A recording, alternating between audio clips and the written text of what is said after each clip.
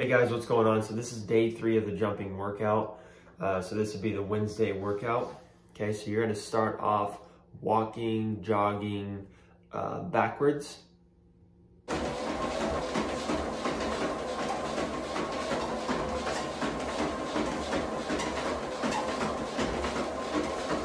In the video, you see me jogging backwards with my weighted vest. So you could do that. You could have a sled. You could tie it around your waist. You could pull it backwards as you're walking backwards, or you could just walk or jog backwards with no weight, or you could try to go up a hill. It's a fantastic way to warm up the patella, your patella tendons, your VMOs, and your soleus, your calf, the back of your knees, the hamstrings, the glutes. So a great way to warm up the knees, and also a great way of just starting to reverse out that knee pain, and then also starting to add a lot more protection around that joint. So right after that, we go into soleus calf raises.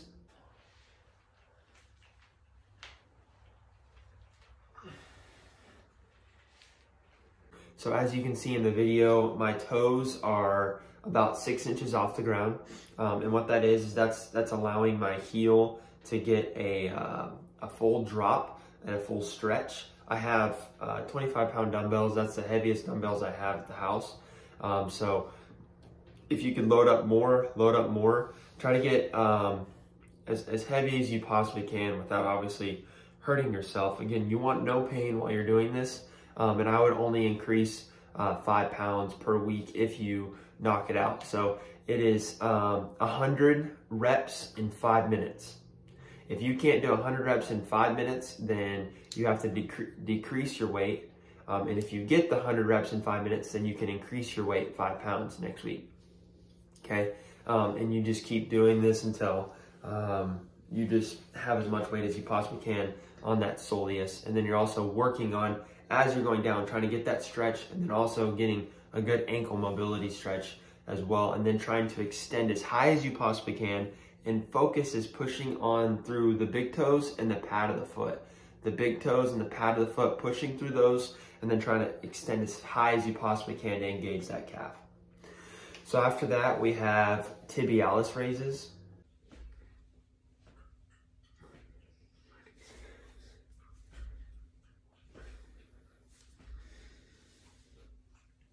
So as you can tell in the video, my butt is up against the wall. My legs are completely locked out. Like, it's hard to tell with my pants on, but you can completely tell that my, if I were just wearing shorts, that I'm engaging my quads, and I actually sometimes feel a stretch on the back of my knee, right, from my hamstrings. And basically you're going 100 reps in 5 minutes as well. So your hands can be on your knees to help push those knees down, right? I'm lifting my toes up as high as I possibly can. I'm lowering them down back to the ground where my toes are touching. Now the thicker of a shoe you have, the harder it's gonna be. The further away your feet are from the wall, the harder it's gonna be, right? So if your feet are closer to the wall, the easier it will be, right? And as time goes on, there is a tibialis machine. I think it's called like Tib bar or something like that. I don't have it yet, but if you can invest in it, Knees Over Toes guy has it on his website. I highly recommend it. It's a awesome machine that I wish to get one day.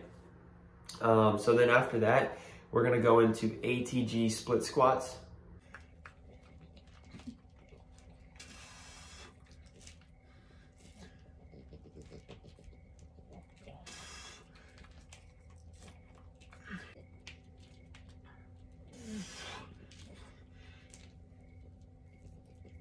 Or as I like to call them, split squats there.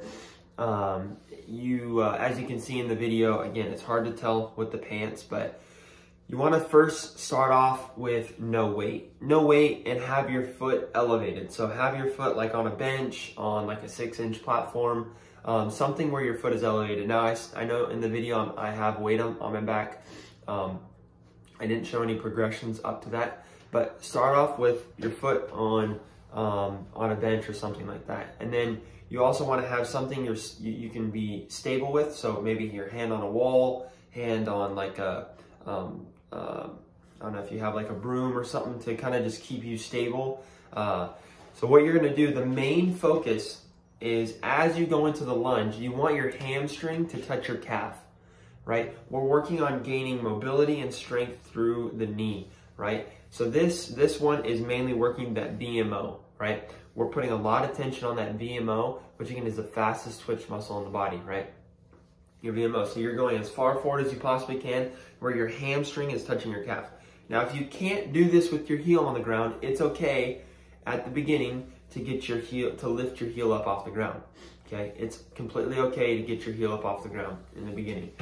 So as you start to progress, right, as there's no pain in the knee, then the following week, let's say if you're holding onto something on the side, well, that following week, maybe don't hold anything on the side. Try to gain stability, and then try to lower as much as you possibly can. Maybe if you're on a bench, try to go to a 6-inch platform, and then maybe a 4-inch platform, and then maybe just like a thicker shoe.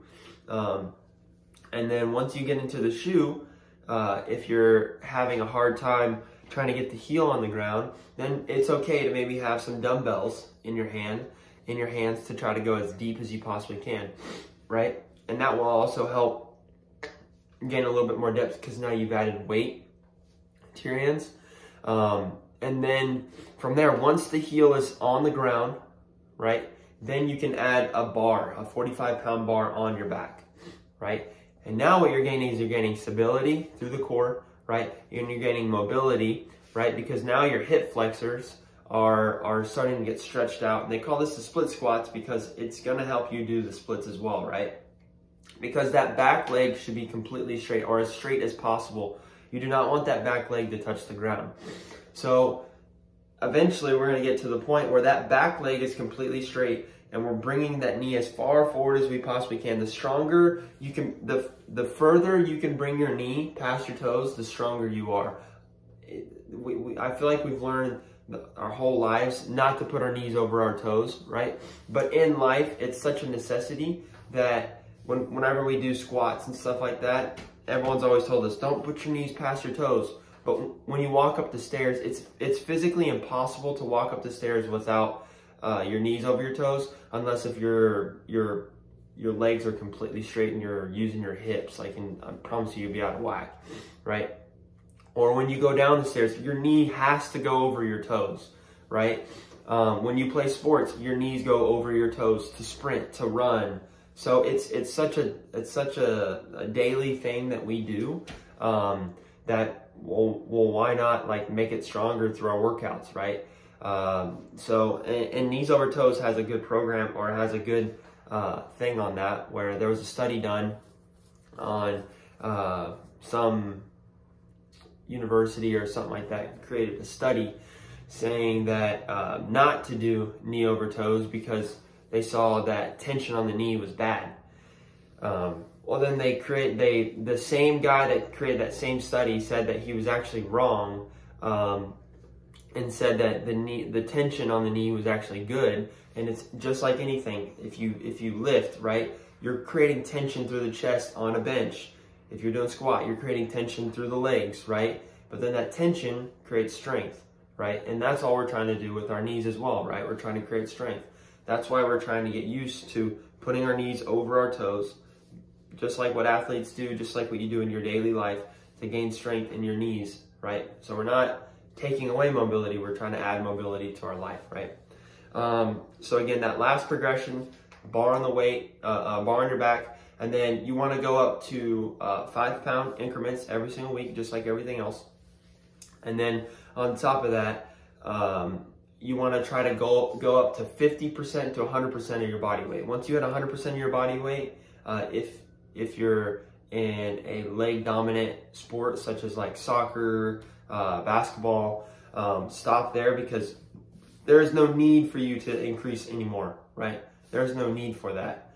But if you're in football or some other sport, right, maybe at that point, since you know you need more explosion, you need more power, you can definitely do that, right? You can increase the weight. So that is day 3 workout, a kind of a recap. 5 minutes of walking backwards, 5 minutes of 100 reps of soleus calf raises, 5 minutes of 100 reps of tibialis raises, and then 10 sets of 10 of split squats, ATG split squats in 20 minutes. 10 sets of 10 in 20 minutes of the ATG split squats. So I hope you guys enjoy the video. Again, this is jump workout day 3, and continue to subscribe and follow us along our journey.